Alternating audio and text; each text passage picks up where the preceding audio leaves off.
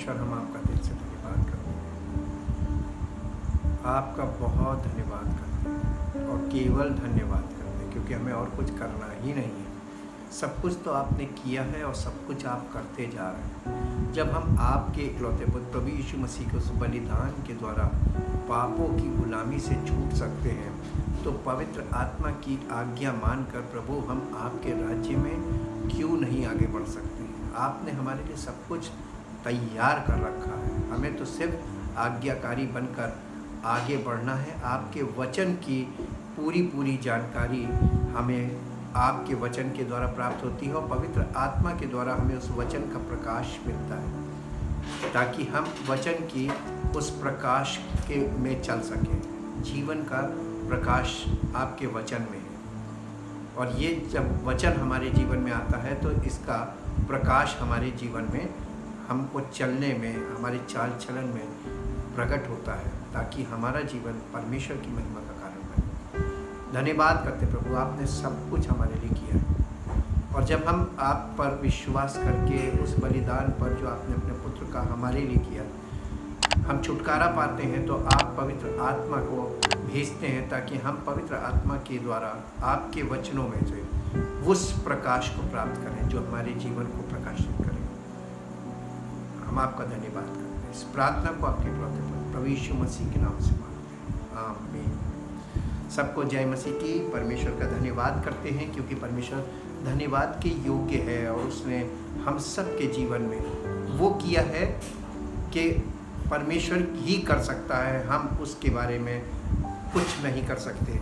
इसलिए हम आज उसी श्रेणी में, उसी श्रृंखला में जो जैसे हम लगातार देखते आ रहे हैं, आज हम परमेश्वर के वचन के प्रभाव पर पवित्र आत्मा के द्वारा जो हमारे जीवन में प्रकट होता है उस पर हम ध्यान करेंगे। आजकल के समय में शिक्षा की कमी तो बिल्कुल भी नहीं है, लेकिन जीवन के किसी भी क्षेत्र में हम देखते हैं तो कोई कमी हमें दिखती नहीं है। सब कुछ, शिक्षा ले लीजिए, चिकित्सा ले लीजिए, यानी जीवन के हर क्षेत्र में बहुत बड़ी फील्ड तैयार है और लोग, शिक्षा का भी बहुत प्रचार प्रसार हो रहा है, चिकित्सा का भी हो रहा है, सब कुछ हो रहा है। तो कमी किस बात की है? चिकित्सा के क्षेत्र में भी कोई कमी नहीं है, लेकिन आज के समय में एक बहुत बड़ी समस्या है और वो है गुणवत्ता की, यानी क्वालिटी की। आजकल के लोग जो कुछ वो करते हैं उसे अधिक से अधिक प्रचारित और प्रसारित करने में लगे रहते हैं, जबकि हमें अधिक संख्या के बजाय अधिक गुणवत्ता पर ध्यान देना चाहिए। आजकल के लोग गुणवत्ता पे नहीं बल्कि क्वांटिटी पे, अधिक संख्या पे ज़्यादा बिलीव करते हैं और इसी में लोग लगे रहते हैं। आजकल का यही एक ट्रेंड चल रहा है, एक तरीके का ये माहौल है कि ज़्यादा से ज़्यादा लोगों में उन चीज़ों को फैलाओ, ना कि लोगों में क्वालिटी पैदा हो। क्वांटिटी पर नहीं, क्वालिटी पर ध्यान केंद्रित करना चाहिए, लेकिन लोग क्वांटिटी पर ध्यान केंद्रित करते हैं, क्वालिटी पर नहीं। लेकिन लोग संख्या अधिक चाहते हैं ताकि आर्थिक लाभ मिले और यश भी मिले, यानी नाम हो जाए बहुत कि इनके पास इतने लोग इनके साथ जुड़े हैं। आजकल ऑनलाइन का समय चल रहा है और सब लोग ऑनलाइन प्रचार में लगे हुए हैं, लेकिन यहाँ भी वही होड़ लगी है कि किसके पास कितने अधिक सब्सक्राइबर हैं या उनको कितने अधिक लाइक कर रहे हैं लोग। लेकिन इन सब बातों को देखकर सवाल ये उठता है कि यदि कोई परमेश्वर की इच्छा पर नहीं चलेगा और हजारों सब्सक्राइबर और लाइक से क्या उसे परमेश्वर के राज्य में प्रवेश मिल जाएगा, या ऐसे लोगों को फॉलो करने से जिन्हें लोग तो फॉलो कर रहे हैं लेकिन वो परमेश्वर की आत्मा में, परमेश्वर के वचन को फॉलो नहीं कर रहा है, तो क्या ऐसे व्यक्ति को फॉलो करने से परमेश्वर के राज्य में प्रवेश मिल पाएगा? दीपक जलता है तो प्रकाश मिलता है। दीपक स्वयं जलता है और दूसरों को प्रकाश देता है। प्रभु यीशु मसीह ने ये कहा था कि तुम जगत की ज्योति हो, लेकिन उसी ने यह भी कहा था कि मैं जगत की ज्योति हूं। प्राकृतिक रूप में हम देख सकते हैं कि परमेश्वर ने दो ज्योति पिंड बनाए, एक सूरज और दूसरा चंद्रमा। लेकिन चंद्रमा की अपनी कोई ज्योति नहीं है। चंद्रमा को ज्योति सूर्य से प्राप्त होती है, अर्थात सूर्य की ज्योति चांद के द्वारा पृथ्वी के उस भाग में प्रकाशित होती है जिस भाग में सूर्य की रोशनी या उसकी ज्योति नहीं पहुंच सकती, जैसा कि रात के समय में होता है।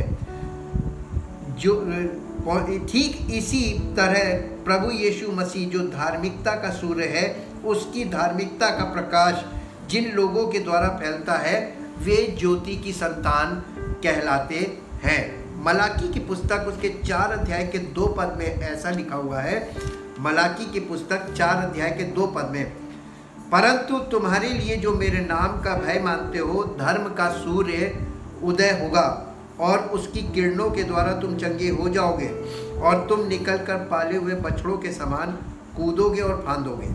यानी प्रभु यीशु मसीह धार्मिकता का सूर्य है और उसकी धार्मिकता हमारे जीवन में ऐसे ही प्रकट होनी चाहिए कि जैसे सूरज की रोशनी चांद के द्वारा उस भाग में प्रकट होती है जहाँ पर उसकी रोशनी नहीं पहुँचती है।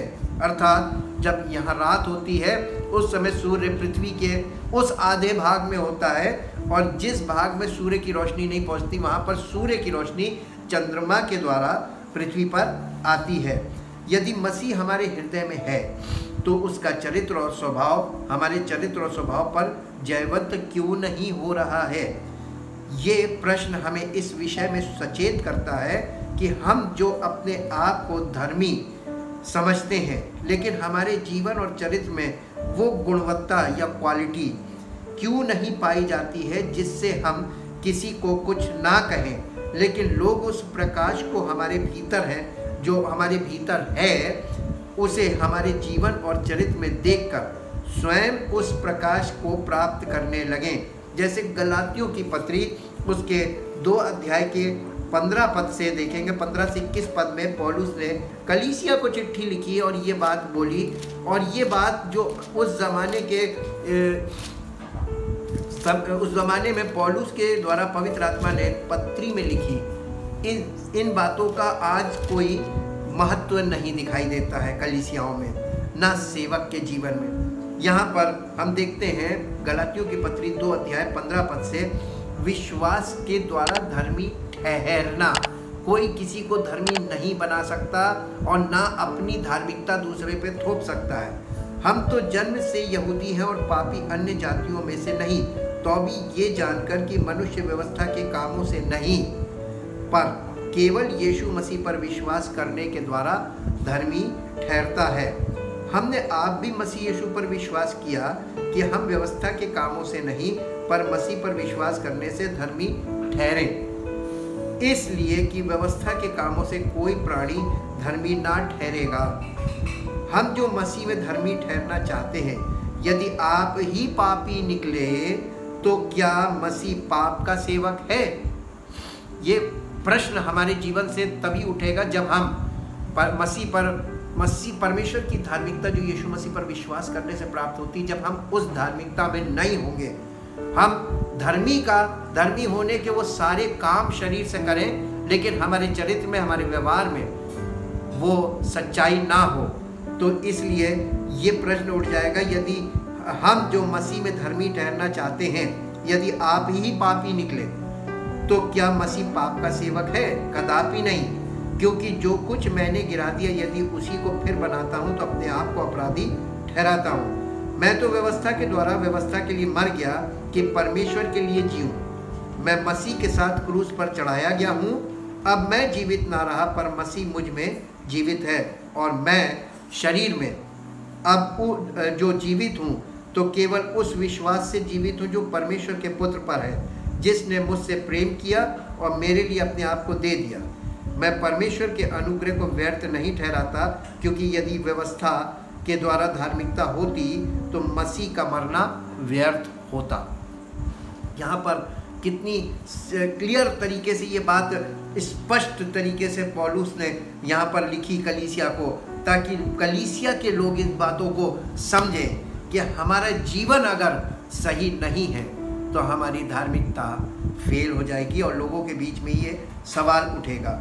फिलिपियों की पत्री 2 अध्याय, फिलिपियों की पत्री उसके 2 अध्याय में चलेंगे। फिलिपियों की पत्री 2 अध्याय और 2 अध्याय के फिलिपियों 2 अध्याय उसका 14 और 15 पद पढ़ेंगे। 2 अध्याय उसका 14 और 15 पद यहाँ पर इस प्रकार से लिखा हुआ है, सब काम बिना कुड़कुड़ाए और बिना विवाद के किया करो, ताकि तुम निर्दोष और भोले होकर टेढ़े और हठीले लोगों के बीच परमेश्वर के निष्कलंक संतान बने रहो, जिनके बीच में तुम जीवन का वचन लिए हुए जगत में जलते दीपकों के समान दिखाई देते हो। यहाँ पर जो बात लिखी है ये चीज़ किसी के जीवन में दिखती नहीं है, और प्रचार सब कर रहे हैं, दुआएं सब कर रहे हैं, और वो सब कुछ जो चल रहा है ट्रेडिशन में वो करने में लगे हुए हैं, लेकिन जो सच्चाई है वहाँ पर कोई जो प्रगटीकरण होना चाहिए वो प्रगटीकरण क्यों नहीं हो रहा है। हमें क्वालिटी पर, हम क्वांटिटी की तरफ भाग रहे हैं क्वालिटी को छोड़कर, और ये हमारे लिए फ़ायदा नहीं करेगा बल्कि नुकसान करेगा। फिलिपियों की पत्री के 2 अध्याय के 14 और 15 पद को इंग्लिश में देखेंगे, एम्प्लीफाइड वर्जन में, chapter 2, the book of Philippians chapter 2 verse 14 and 15। Do all things without grumbling and fault finding and complaining against God and questioning and doubting among yourself, that you may show yourself to be blameless and guileless, innocent and uncontaminated, children of God, without blemish, faultless, unrebukable, in the midst of a crooked and wicked generation, spiritually perverted and perverse, among whom you are seen as bright lights, यानी stars of beginning shining out clearly in the dark world। यानी संसार में इस समय जब आत्मिक तौर पर पूरा अंधियारा छाया हुआ है, अंधकार छाया हुआ है, लोगों को स्पिरिचुअली कुछ क्लियर नहीं है, तब हमें जो परमेश्वर प्रभु यीशु मसीह उसकी ज्योति हमारे जीवन से क्यों नहीं प्रकट हो रही है। यीशु मसीह ने कहा, मेरे पिता की अर्थात परमेश्वर की महिमा इसी से होती है कि तुम बहुत सा फल लाओ। कैसे महिमा होती है कि तुम बहुत सा फल लाओ? उसने ये क्यों नहीं कहा कि मेरे पिता की महिमा इसी से होती है कि तुम प्रचार करो? प्रचार करने से परमेश्वर पिता की महिमा नहीं होती है। तमाम तरीके के काम करने से परमेश्वर पिता की महिमा नहीं होती है। परमेश्वर पिता की महिमा तब होती है, यीशु मसीह ने कहा था, जब तुम बहुत सा फल लाओ तभी तुम मेरे चेले ठहरोगे। यूहन्ना रचित सुसमाचार उसके 15 अध्याय के 8 पद में ये बात लिखी है, और हमें उसकी बातों को ध्यान देना चाहिए कि उसने किस बात को किस संदर्भ में बताया था, और हमें उसी संदर्भ में उस बात को मानना चाहिए, और हमारे जीवन से उस संदर्भ में वो बात दिखनी भी चाहिए।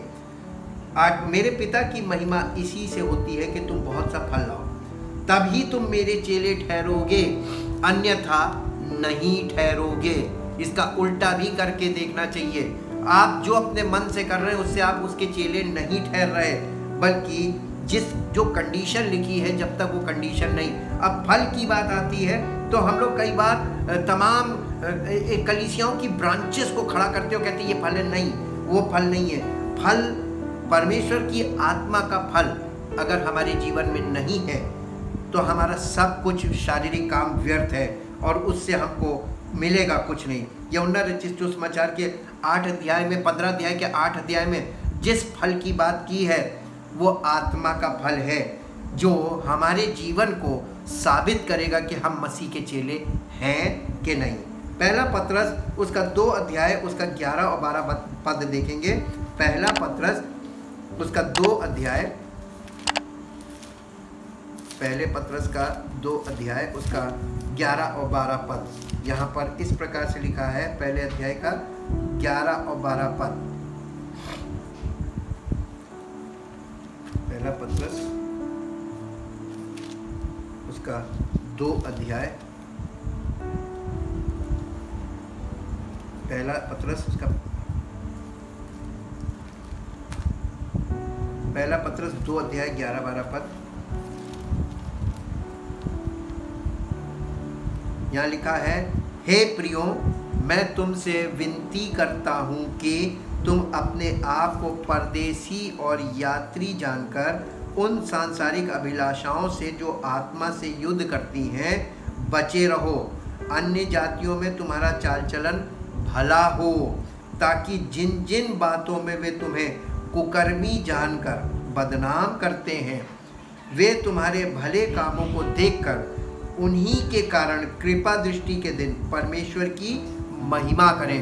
परमेश्वर की महिमा हमारे जीवन से तब होगी जब हमारे जीवन में प्रभु यीशु मसीह की मर्जी पूरी होगी और हम उसकी मर्जी में आगे बढ़ेंगे तब। इसी के साथ साथ दूसरा पत्रस 3 अध्याय उसका 17 और 18 पद भी पढ़ेंगे।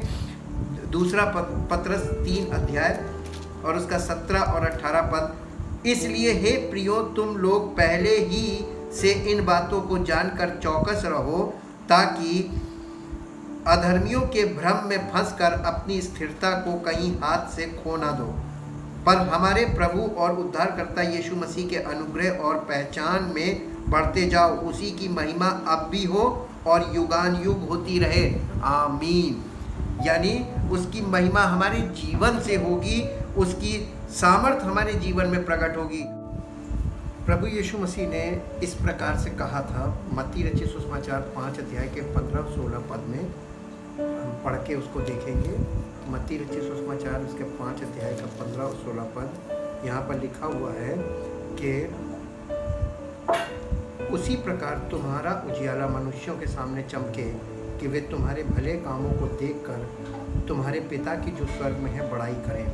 हमारी बड़ाई ना करें, बल्कि हमारे स्वर्गीय पिता की बड़ाई हो हमारे कामों को देखकर। आज हम क्या देखते हैं कि लोग हमारे यानी सेवकों के कामों की बड़ाई कर रहे हैं और मसीही लोगों की बड़ाई कर रहे हैं, जबकि मसीही लोगों की बड़ाई नहीं होनी चाहिए, उनके स्वर्गीय पिता की बड़ाई होनी चाहिए। और यहाँ पर ये किस संदर्भ में लिखा है उसको 14 पद देखेंगे तब समझ में आएगा। तुम जगत की ज्योति हो, जो नगर पहाड़ पर बसा हुआ है वो छिप नहीं सकता, और लोग दिया जलाकर पैमाने के नीचे नहीं परंतु दीवट पर रखते हैं, तब उससे घर के सब लोगों को प्रकाश पहुँचता है। लोगों को प्रकाश नहीं पहुँच रहा है, इसीलिए लिखा है उसी प्रकार तुम्हारा उजियाला मनुष्यों के सामने चमके। किस प्रकार? जैसे दीपक को ऊंचे स्टैंड पे रखते हैं ताकि सब लोगों को रोशनी मिले और प्रकाश मिले, और लोग उस प्रकाश में वो जो करना चाहिए सही काम वो करें, तो वो नहीं हो रहा है, बल्कि लोग हमारे कामों को देखकर कॉपी कर रहे हैं, वही कर रहे हैं जो हम कर रहे हैं, और हमारी बड़ाई हो रही है कि हमारे कामों को लोग कॉपी कर रहे हैं। ये हमारी बड़ाई है। हमारे कामों को करने से लोग करेंगे तो हमारी बड़ाई होगी, लेकिन हम परमेश्वर पिता की इच्छा में जब चलेंगे तो हम वही काम करेंगे, तो लोगों की नहीं, न करने वाले की और न करवाने वाले की, बल्कि महिमा किसकी होगी? परम पिता परमेश्वर की महिमा होगी। इसीलिए लिखा है लोग तुम्हारे भले कामों को देखकर तुम्हारे स्वर्गीय पिता की बड़ाई करें। ऐसा दिखता तो नहीं है और न ऐसा हो रहा है, क्योंकि हम क्वालिटी को फोकस करके नहीं चल रहे हैं, हम काम कर रहे हैं, शारीरिक कामों से लोगों को कर करके दिखा रहे हैं, सिखा रहे हैं, बता रहे हैं और करवा रहे हैं। ये नहीं करना है। इसलिए हमें अपने जीवन में गुणवत्ता को प्रथम स्थान देना चाहिए, जो जीवन के हर क्षेत्र में, जैसे भोजन, शिक्षा, चिकित्सा, जल और इन सब से बढ़कर आत्मिक जीवन में कि हम किस को सुन रहे हैं और क्या सुन रहे हैं, और सुनने से हमारे जीवन में क्या प्रभाव हो रहा है, क्या प्रकट हो रहा है हमारे जीवन से। पहला यूहन्ना उसका पहला अध्याय और उसका 5 पद, पहला यूहन्ना उसका पहला अध्याय और उसके 5 पद में इस प्रकार से लिखा हुआ है। 5 पद में,